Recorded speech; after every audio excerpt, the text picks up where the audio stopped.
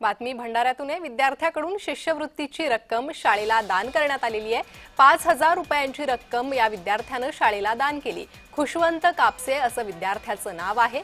शाळेत सीसीटीव्ही बसवण्यासाठी विद्यार्थ्याकडून आर्थिक मदत करण्यात आली आहे। भंडारा जिल्ह्यातील जिल्हा परिषद डिजिटल पब्लिक स्कूल जेवणाळा येथे शिकणारा हा खुशवंत कापसे विद्यार्थी या गुणवंत विद्यार्थ्यानं त्याला मिळालेली शिष्यवृत्ती शाळेला दान केली। नवोदय विद्यालय परीक्षा आणि शिष्यवृत्ती परीक्षा 2025 मध्ये तो गुणवत्ताधारक ठरला होता। खुशवंत याने पहिल्या वर्षासाठी मिळालेली 5,000 रुपयांची रक्कम शाळेला सीसीटीव्ही बसवण्यासाठी दान दिली आहे। या विद्यार्थ्यानं समर्पण भावनेनं शाळेला दिलेली ही आर्थिक मदत आणि इतरही विद्यार्थी या समाजातील विविध घटकांना प्रेरणादायी ठरते।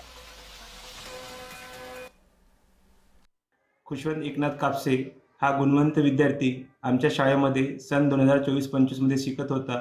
तो शिष्यवृत्ती परीक्षा व नवोदय परीक्षा पात्र ठरला आहे। त्यांनी शाळेसाठी व समाजासाठी एक आदर्श असं पाऊल उचललं आहे। त्याला मिळणारी 5,000 शिष्यवृत्ती शाळेच्या भौतिक सुविधा विकासासाठी त्यांनी भेट म्हणून दिलेली आहे।